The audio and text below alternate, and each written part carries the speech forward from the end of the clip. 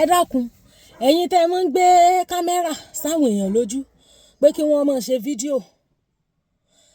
tán bá ṣe fídíò yẹn tán ní bá wọn edit kẹ́ remove the removables and leave the leavables wá post ẹ̀gbùndùkú bẹ́ẹ̀ sí orí general public. Irú woman tó léèyàn kan ó gbọ́kọ òun lọ òun bímọ 6 ẹ dákun sáìdì aspect ibi tó ti sọ pé òun bímọ 6 yẹn kí ló dé tẹ̀yìn tẹ́ set kámẹ́rà sí lójú kí lè tẹ̀ bá edit ibẹ̀ yẹn kúrò ńbẹ̀. That place, that particular place is not needed by the public. Ṣé bẹ́ẹ̀ rí comment section video yẹn pé comment section gan ò favour woman yẹn because people were asking her wípé how can you have 6 children? Iṣẹ́ kí ni ìwọ gan ṣe? Ọ̀rọ̀ yẹn ò bá ti dùn sọ though I understand the fact wípé ọkùnrin lọ bìkan ó lọ jòkó síbẹ̀ kò sóògùn kankan tán fi fà lọ ibi tó ti rí àlàáfíà for that period of time ibẹ̀ ló lọ yẹn. But let us speak it from the angle of ẹ̀yin tẹ́ set camera sí woman yẹn lójú.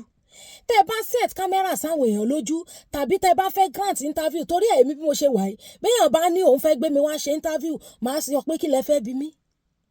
What do you want to ask me? Máa nǹkan tán ṣe interview fún recently tán lọ sọ pé ọmọ àwọn ti léèyàn kan tẹ́lẹ̀ kó tó lọ thank God pé àwọn èèyàn ò fi etí òdì gbọ́ ọ̀rọ̀ yẹn if not àwọn kan ti fẹ́ divert discussion wọn to that line. Àwọn tó ń gbé kámẹ́rà sójú Muyideen gbà yẹn tó kàn spit gibberish èèyàn máa ń báyẹn edit iṣẹ́. You should have edited it for her and remove that aspect tó ti ní òun bímọ 6. Báwo wọn ṣe máa sọ fún general public pé o bí ọmọ 6 ọkọ sá lọ ńlé kí ni ò bá ṣe? Ìwọ fúnra ẹ̀ ìwọ tó fẹ́ bímọ 6 wàá ti ní business ńlá kan tó mọ̀ wípé you can take care. You should have helped her to remove that place kẹ́ẹ̀tì clean ibẹ̀ yẹn. Tó bá jẹ́ ọmọ kékeré tí ò wà healthy tó gbé lọ́wọ́ yẹn nìkan gan ni people will have ṣàánú her. How can you say you have 6 children for a man? O ti shoot ara ẹlẹ́ṣẹ̀ already because you have explained to the general public pé frustration ló lé máa yẹn kúrò nílé. How can you have 6 children in this economy? Please, ẹ̀yin tẹ́ bá ń ṣe fídíò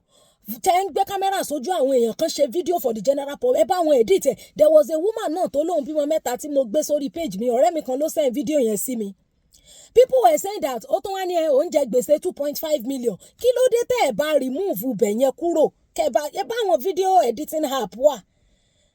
Àwọn fans mi wá sọ fún mi pé báwọn bá tiẹ̀ support ẹ̀ ń sìn gbèsè lálọ́ fowó san àwọn ọmọ nǹkan tó fi gbèsè yẹn ṣe àwọn information kan wà tó pé it's not meant for the public.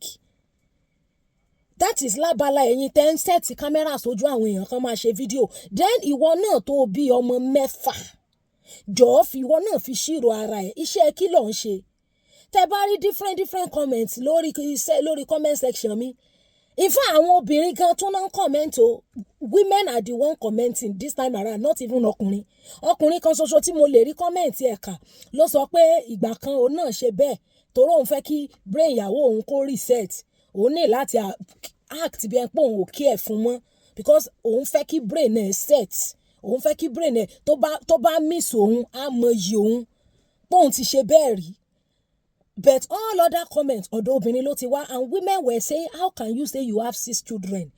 That statement in that video should have been removed before the video will be posted to the general public. Farida tó ń pariwo ẹ̀ gan pé ọ̀dọ̀ ẹ̀ lọ́kọ ẹ̀ wà òun gan ó ní wine store kò bímọ 6 náà ṣó tí ìbímọ kankan gan ni. Farida òun gan tó ti padà fún ní cheap publicity and popularity ó ti polówó wine store rẹ̀ already nsìn ó mọye tó ń ta champagne ẹyọ kan ó mọye tó ń ta àwọn wine ńláńlá ó mọye tó ń ta àwọn wine tí Farida store connection tó lógo ọ̀dọ̀ ẹ̀ lọ́kọ ẹ̀ jókòó sí ó mọye tó ń ta ọjà tọ́mọ yẹn ń tà ni. The girl no get pikin you wey you no dey do any work you can't get tí Farida ò bá gba ọkọ ẹ ẹlòmíì máa gbà á that is the balance truth. If gbogbo wa máa pariwo Farida ń sìn tó ti ọkọ yẹn jáde síta another obìnrin ló máa pick ẹ because the man will not come and meet you at home.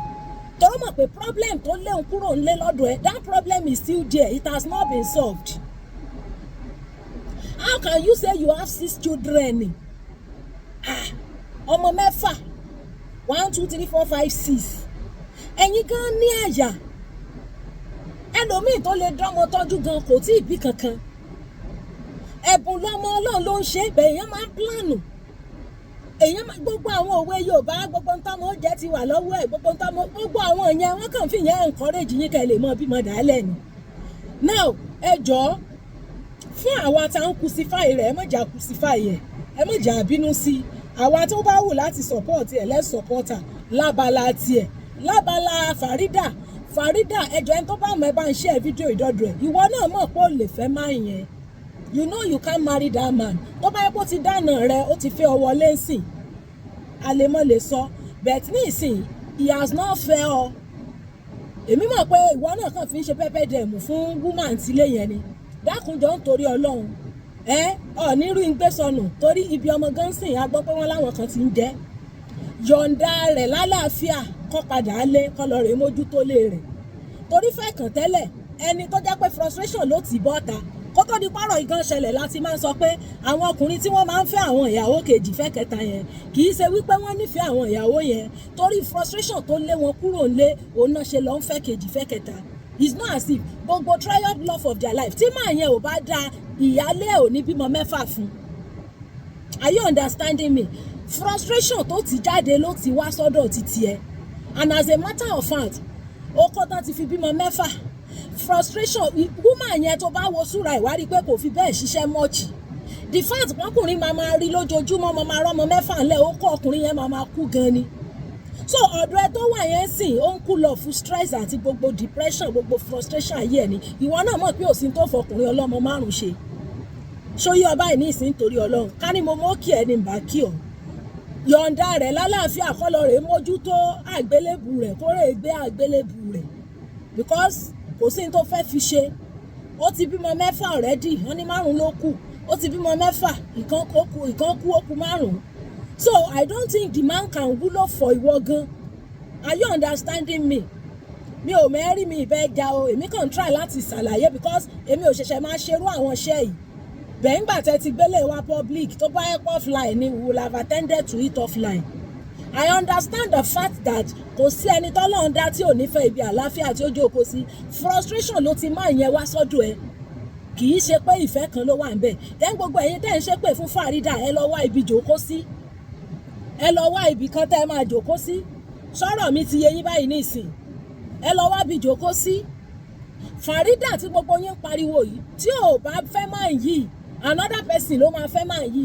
ọ̀pọ̀lọpọ̀ yín tẹ̀ ń ṣe pé fún Farida tẹ́ ẹ bá rí máa yẹn tó wà stranded nígboro ẹ máa fà wọnú ilé yín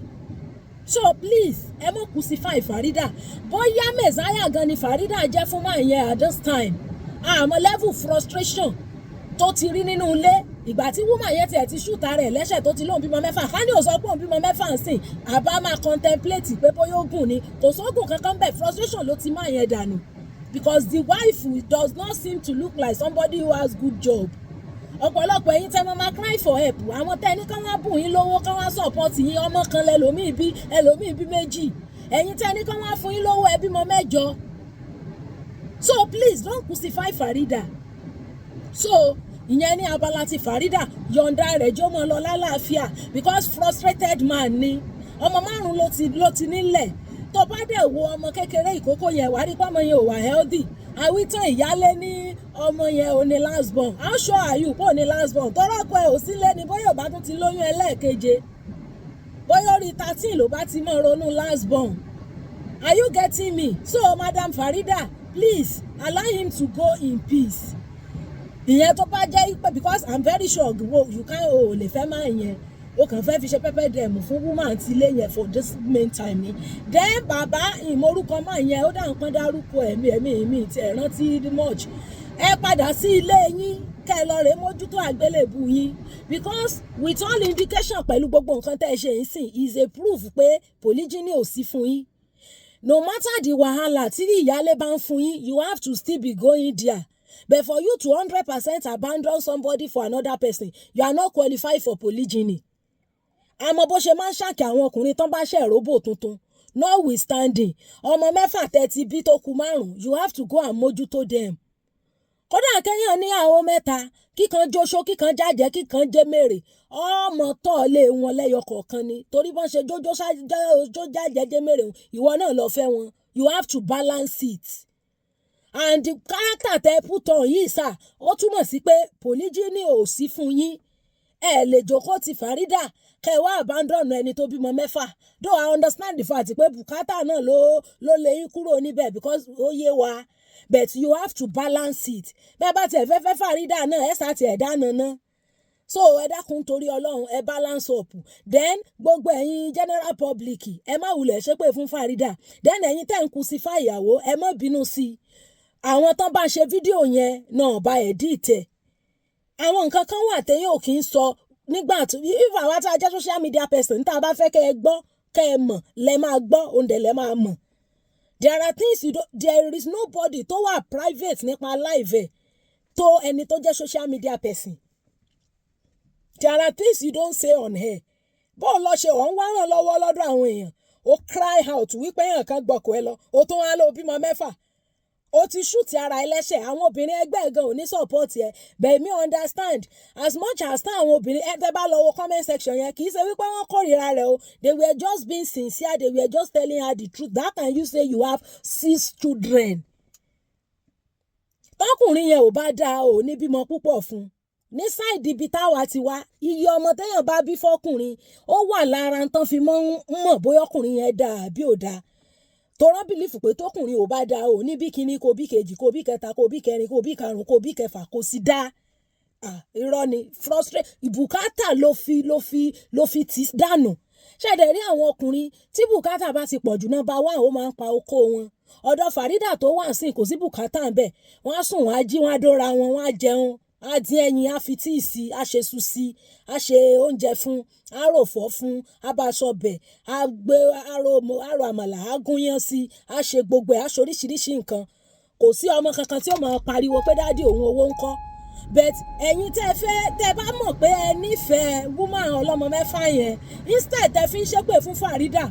àbò rò pé gbogbo àwọn tó ń pariwo mọ́ Farida yẹn ó rò pé wọ́n support ẹ online tẹ́ bá nífẹ̀ẹ́ woman yìí tòótọ́ ẹ establish ẹ̀ okòwò tẹ́ bá mọ̀ pé èrè orí ẹ̀ lè tọ́jú ọmọ mẹ́fà ẹ dá lókòwò tó bá jẹ́ òótọ́ lẹ nífẹ̀ẹ́ rẹ̀ because ẹ̀yin women supporting women kan in quote ẹ ti ń ṣépè ẹ ti feel pé tẹ́ bá ṣépè fún Farida yẹn ìyẹn ni proof pé ẹ nífẹ̀ẹ́ woman ọlọ́mọ mẹ́fà yẹn tẹ́ bá nífẹ̀ẹ́ problem tọkọ ẹ rí lára ẹ tó fi abandon ẹ pẹ̀lú ọmọ mẹ́fà ẹ bá solve problem yẹn but as long as that problem remain constant even if Farida leaves that man the man will not go back home because the problem tó lè jáde ńlẹ̀ yẹn is still there so tẹ́ bá love woman yẹn tòótọ́ ẹ̀yin women supporting women association if you love that woman nítòótọ́ ẹ dáwó fún kẹ́ ẹ establish ẹ kó bẹ̀rẹ̀ business kó bẹ̀rẹ̀ iṣẹ́ then ọmọ tó gbé lọ́wọ́ tí ò wà healthy ṣé Farida náà ló fa àìsàn sọ ọmọ yẹn ni probably bóyá ara ọmọ yẹn ò ti yá tẹ́lẹ̀ ó ní ó lóun fẹ́ pọ̀ táwọn kò mi ò fi ìpò sọ gbogbo yẹn àsọdùn ní gbogbo yẹn tó bá tiẹ̀ jẹ́ pé ó present ọmọ yẹn pé ọmọ òun lélẹ̀ ọkọ òun ó ti sá lọ sọ́dọ̀ lágbájá báyìí ara ọmọ òun ò yá ẹjọ́ ẹ̀yìn yẹn support òun á wà a little bit understandable kò sẹ́ni tó máa imagine kó o bímọ mẹ́fà wọn ò ní imagine number of children tó ní nǹkan tó máa imagine ni how can we help you how can we support you with the ọmọ tó gbé dání bẹ́ẹ̀ olóò bímọ mẹ́fà o ti rọ́bìṣì gbogbo ọ̀rọ̀ ara ẹ̀ gan o ti rọ́bìṣì ara ẹ̀ already how can you say you have 6 kids ìwọ gan o look healthy bí ẹni tó ń ṣiṣẹ́ gidi ẹni tó lè dánmọ tọ́jú gan ò tí ì bí kankan ṣoṣo báyìí ẹni tó lè tọ́jú ọmọ méjì ẹyọ kan ló bí ẹni tó torí ẹ̀kọ́ ló jẹ́ fáwọn obìnrin kódà kó fẹ́ billionaire tọ́kọ ẹ lè tọ́jú ọmọ mẹ́wàá wọ́n torí ẹ̀ bímọ mẹ́wàá kọ́kọ́ ronú kó o tó ní oyún bíra rẹ pé ṣọ́ lè dánmọ gan tọ́jú fúnra ẹ lọ́tọ̀ sódà nǹkan tókùnrin bá ṣe á jẹ́ additional kó o tó bímọ méjì gbà pé o lágbára àti tọ́jú ọmọ mẹ́ta single-handedly kó o tó bímọ kan gbà pé o ti lágbára àti tọ́jú ọmọ méjì single-handedly ṣùgbọ́n pé you yourself you don't even have any work kò sí bùkátà tó lè dá gbọ́ fúnra rẹ ọwọ́ abímọ mẹ́fà ọba ti àwọn tó bá ṣe fídíò yẹn ọba ti bá edit ibẹ̀ yẹn even àwọn ìyá àgbààgbà tó rí wọn pé tán dá sọ̀rọ̀ yẹn gan aspect ọmọ mẹ́fà yẹn náà mú gbọ́jù ọkùnrin lè kúrò ńlé for any reason even wọn lè má jẹ́ kì í ṣe bùkátà nìkan ló ń lé ọkùnrin kúrò ńlé ọkùnrin yẹn nìkan ló lè sọ reason tó fi kúrò ńlé ṣóyè wà bẹ́ẹ̀ in this kind of situation we have all understood that it is bùkátà that sent that man away of which tí Farida ò bá pick ẹ̀ another woman will pick him up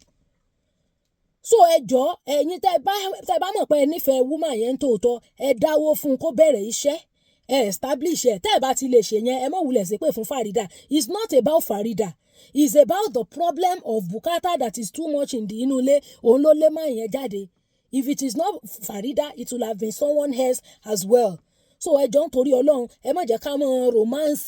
tí ó bá dáa ká mọ romance wrong thing nínú society tó bá wà lábẹ́ ọkọ gan pé abẹ́ ọkọ ló wà eléyìí ṣe bá bẹ́ ọkọ ló wà tó fi bímọ mẹ́fà ó wò pé òun kúkú ń ṣe single mother òun lọ́kọ ti yarí mọ́ lọ́wọ́ yẹn tó bá wà lábẹ́ ọkọ gan-an mọ́ bímọ tó pọ̀ jù tágbára rẹ̀ ò lè ká ìwọ̀n tí ìyá rẹ̀ bá bò ìníkọ́ yé because you don't know tomorrow anything ló lè change igi lè dákẹ́ yẹ fò ọkọ lè change frustration imagine ìwọ náà kọ́wọ́ kan máa ṣiṣẹ́ kí ọwọ́ mẹ́fà máa jẹ́ yóò tọ́jú ara ẹ̀ yóò tọ́jú ìwọ ìyàwó yóò tọ́jú ọmọ 5 tó bá jẹ́wọ́ ni ṣé kò ní súwọ́ náà jọ kan tí sì ṣe pé bóyá olóṣèlú ni tó ń rówó kó jẹ àbó ń ṣiṣẹ́ ńlá kan ràbàtà bóyá 30 days make one pay lẹ́ni ẹlẹ́ni náà ń ṣe ó dẹ̀ rí bí kan tó ti ń kú lọ fún stress yẹ so ẹ jọ̀ọ́ nítorí Ọlọ́run I will appeal to the general public on behalf of that woman if you love her fix her problem by creating a work in fact mo ní téèyàn kan sọ sí comment section pé what can you sell what can you do pé iṣẹ́ kí lọ rò pọ̀ lè ṣe that is somebody to understand the plight ẹ̀ problem tọkọ ẹ̀ fi sánlé nìyẹn níbi táyé lajú dé sìn tọkùnrin bá rí wípé tóun bá invest in you ó lè wà productive he will not hesitate to spend on you but in a situation tọkùnrin bá ti rí pé you are not productive ó kàn fẹ́ jókòó kalẹ̀ kó máa ṣe baby factory fóun ó máa sá lọ ní náà. So it's not the problem of ẹni tó sá lọ bá it is the problem of inú ilé tó bá rí pé o ti ń ṣiṣẹ́ ìwọ náà ti ń wà òkè o ti ń rí tọrọ ṣíṣì tó bá yá yóò padà wá díẹ̀díẹ̀ gradually and you be able to get his attention bí ó tiẹ̀ fẹ́yàn mí kò ní abandon títí ti wọ completely so it is well with us Olúwo ṣọ́ wa ẹ ṣé gan.